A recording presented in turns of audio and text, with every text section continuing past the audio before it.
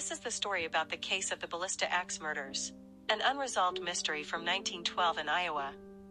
On the night of June 9, 1912, the Moore family, Josiah, 43, Sarah, 39, and their 4 children, Herman, 11, Catherine, 10, Boyd, 7, and Paul, 5, along with 2 houseguests, Lena, 12, and Ina, 8, Stillinger, were brutally murdered in their sleep in the small town of Villisca.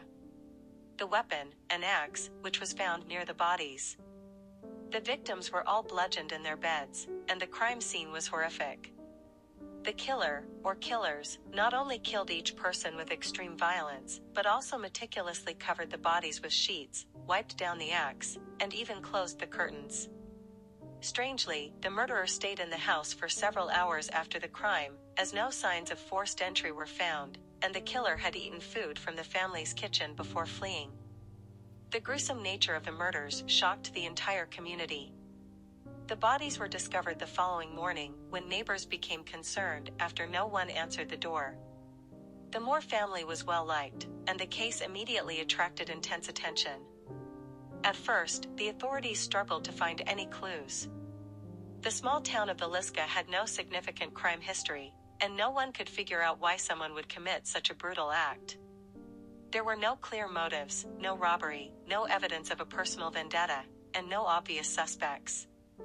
As days turned into weeks, local law enforcement was under immense pressure to solve the crime, but the leads remained scant.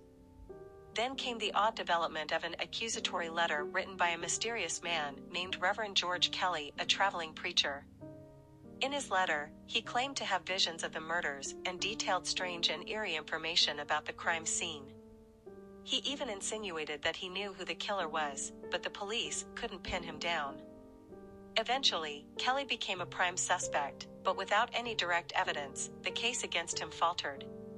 Several theories have emerged over the years, some of which are still considered today. 1. Reverend George Kelly, the traveling preacher's odd behavior and obsession with the case, made him a key suspect. He had reportedly been in Villisca at the time of the murders, and had even been seen acting strangely around the Moore family before the murders.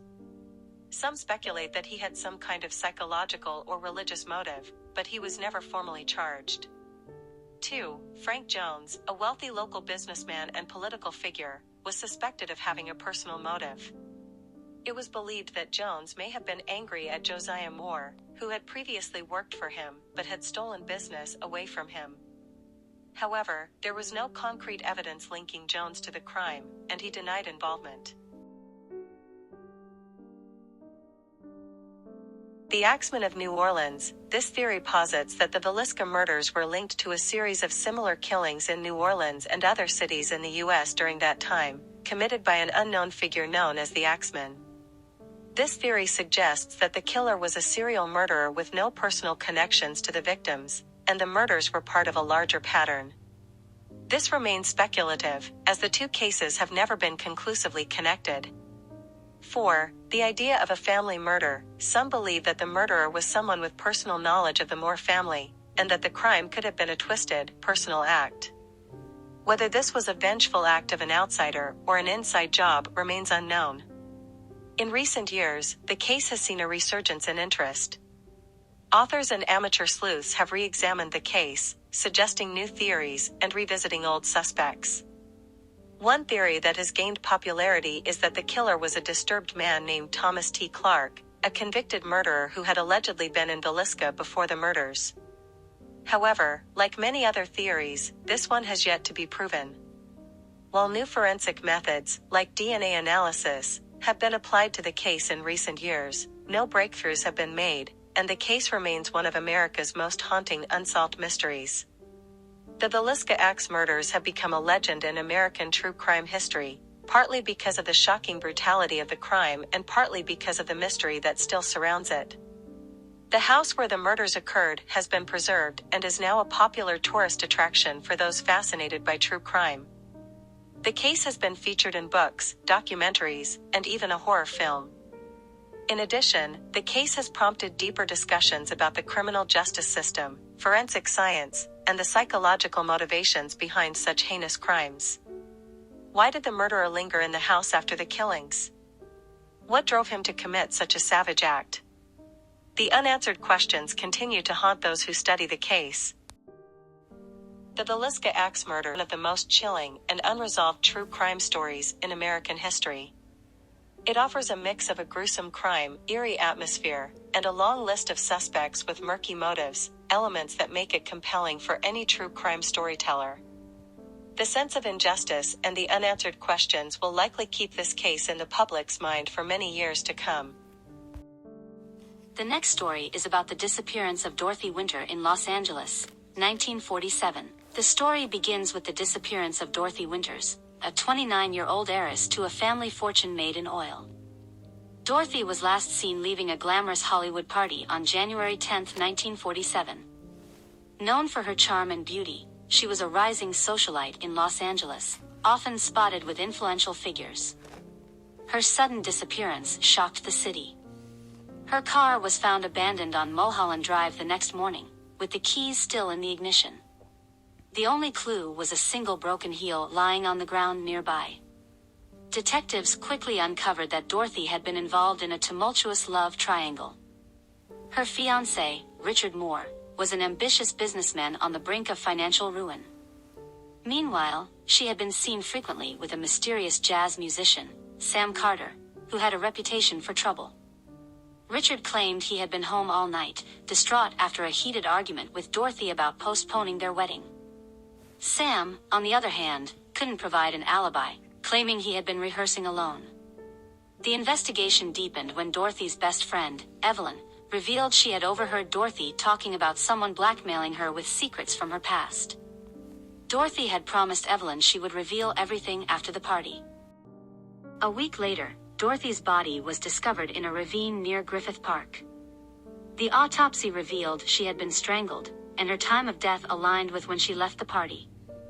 Police found a torn piece of Richard's monogrammed handkerchief near the body, making him the prime suspect. But when they searched Sam's apartment, they discovered a diary where Dorothy had written about her fears of Sam's temper and jealousy. The case took a shocking turn when Evelyn admitted that Dorothy had confided in her about embezzlement at her father's company. Dorothy believed someone from her family's business was involved in the blackmail. Detectives pieced the puzzle together. Dorothy had confronted her father's business partner, Henry Wallace, about the embezzlement, threatening to expose him. Henry, fearing ruin, had hired someone to silence her. The hired killer turned out to be Sam Carter, manipulated by Henry with the promise of money to fund his struggling music career. Sam confessed, claiming he only intended to scare Dorothy but panicked when she fought back.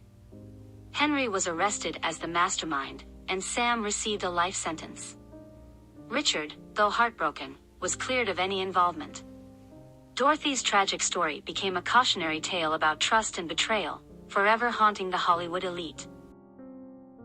Is the unsolved mystery of the Sodder children disappearance in Fayetteville, West Virginia, Christmas Eve, 1945.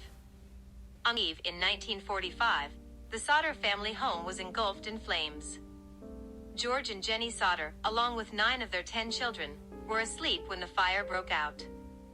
Amidst the chaos, George and Jenny managed to escape with 4 children, but 5 remained unaccounted for: Maurice, 14, Martha, 12, Louis, 9, Jenny, 8, and Betty, 5. George attempted to re-enter the house to rescue the missing children, but was thwarted by several inexplicable obstacles. His ladder was missing, his trucks wouldn't start, and the phone line was cut. The fire department, hampered by wartime shortages and a lack of manpower, arrived 7 hours later. Surprisingly, no human remains were found in the ashes, leading to the conclusion that the 5 children had perished, though this was met with skepticism by the Sodders. In the months leading up to the fire, the Sodders experienced a series of strange events. A life insurance salesman threatened that their house would go up in smoke due to George's outspoken criticism of Mussolini. A stranger sought work while pointing out 2 separate fuse boxes, predicting they would cause a fire someday, and one of the children reported seeing a man watching them from a parked car. Reports of sightings of their children. A woman claimed to have seen them in a passing car during the fire. Another stated she served them breakfast at a tourist stop, and a hotel worker in Charleston, South Carolina, reported seeing them with 2 men and 2 women of Italian descent. These accounts fueled the family's belief that their children had been abducted. In 1947, the Sodders hired a private investigator who discovered that the insurance salesman who had threatened them was a member of the coroner's jury that deemed the fire accidental. Further, a bus driver passing through Fayetteville on the night of the fire reported seeing balls of fire being thrown onto the roof, suggesting the possibility of incendiary devices. In 1968, Jenny received a photograph in the mail of a young man resembling Lewis, with cryptic inscriptions on the back, reigniting their hopes. Despite exhaustive efforts, including a billboard offering a reward for information, the fate of the Sodder children remains a mystery. The case is fraught with unanswered questions, conflicting evidence, and theories ranging from kidnapping by an organized crime syndicate to human trafficking. The surviving Sodder family members continued their search for answers until their passing, leaving behind a legacy of intrigue and sorrow. Unsolved murder of Marie Wilkes. In Herefordshire, England, June 1988. Marie Wilkes, a 22-year-old pregnant mother, was traveling with her 11-month-old son and 11-year-old sister when her car broke down on the M50 motorway. Leaving the children safely in the vehicle, she set off to find help, intending to use an emergency roadside telephone. Tragically, she never returned. Marie's body was discovered 3 miles from her car. Her throat had been brutally slashed. The shocking nature of the crime sent ripples through the community and garnered significant media attention. The investigation led to the arrest of Eddie Browning, a former soldier who was subsequently convicted of Marie's murder. However, his conviction was overturned 5.5 years later when it was revealed that crucial evidence had been withheld during the trial. This development cast a shadow over the investigation, raising questions about the integrity of the process and leaving the true perpetrator at large. One of the pivotal pieces of evidence in the case involved tire marks found at the scene, which were initially thought to match Browning's car, a silver-gray Renault 25. However, with his acquittal, this lead dissolved, and the case returned to square one. Despite extensive investigations, including appeals for information and the use of advanced forensic techniques, no new substantial leads have emerged. The case remains unsolved, with Marie's family still seeking justice decades later. The next one is about the death of Gareth England, August 2010. Gareth Williams, a 31-year-old mathematician and codebreaker, worked for the UK's Secret Intelligence Service, MI6. Known for his brilliance and reclusive nature, Gareth's life seemed enigmatic but ordinary until his shocking and mysterious death in August 2010. Gareth's decomposing body was discovered in his flat in Pimlico. The scene was strange. His naked body was found locked inside a large red sports bag placed in his bathtub. The bag's zippers were padlocked, and there were no signs of forced entry or struggle in the apartment. Investigators were baffled by the logistics of the case. It seemed impossible for Gareth to have locked himself inside the bag from the inside. Repeated attempts by experts to recreate the scenario under controlled conditions failed. The media delved into Gareth's personal life, reporting on his interest in fashion, cycling, and rumors about his private preferences. However, there was no evidence linking any of these aspects to his death. Forensic evidence was scarce. No fingerprints, DNA, or signs of a break-in were found in Gareth's meticulously clean apartment.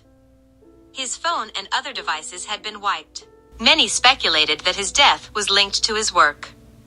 Some believed he had been assassinated by foreign agents, while others thought he might have been killed during a botched operation.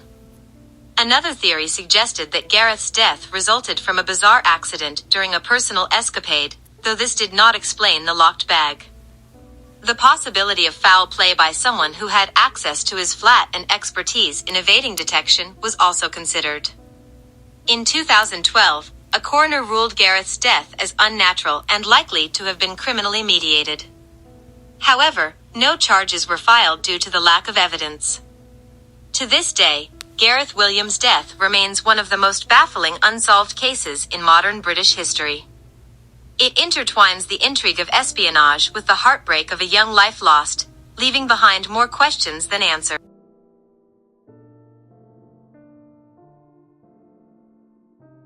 This is the story of the unsolved murder mystery called the Icebox Murders in Houston, Texas, United States, June 23, 1965. Fred and Edwina Rogers, an elderly couple in their 80s, lived a reclusive life in their modest home in Houston. Known for their privacy and strained relationships, their sudden disappearance didn't raise immediate concern, until a welfare check by police led to a gruesome discovery. Officers arrived at the Rogers home after neighbors reported that Fred and Edwina hadn't been seen for days. Inside, the house appeared unusually tidy. However, the refrigerator caught the officers' attention. Inside, they found stacks of meat neatly wrapped in butcher paper. Initially thought to be animal parts, the officers soon realized the horrifying truth: the remains were human. Further inspection revealed that Fred and Edwina had been brutally murdered. Their heads were found in the vegetable crisper, and their bodies had been dismembered with surgical precision. The rest of their remains were scattered throughout the house. Fred had been bludgeoned to death with a claw hammer, and Edwina had been shot execution style. Both bodies were then meticulously dismembered and drained of blood, suggesting the killer had anatomical knowledge.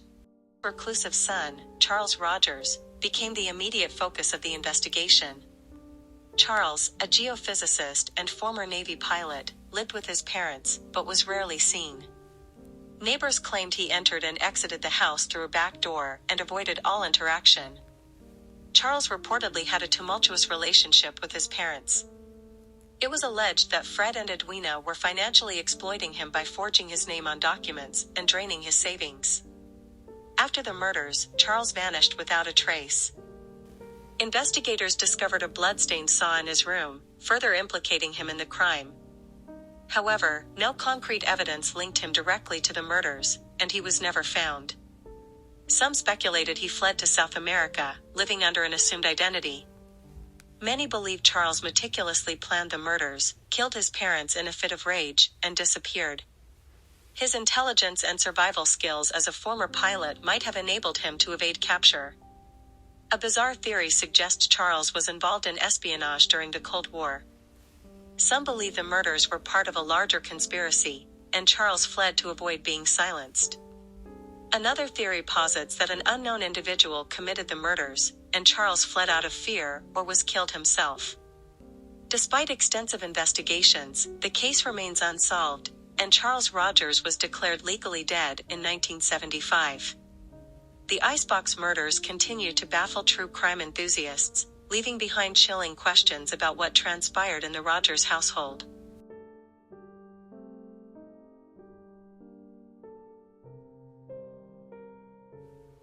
This case stands the initial appearance of ritualistic elements and the eventual revelation that the perpetrator was the very individual who had reported the crime, highlighting the complexities and challenges in solving such mysterious cases. The last story is about the murder of Betsy Aardsma in Pennsylvania State University, University Park, Pennsylvania, November 28, 1969. Betsy Aardsma was a 22-year-old graduate student pursuing a degree in English at Penn State. Described as intelligent and compassionate, she had a promising future ahead.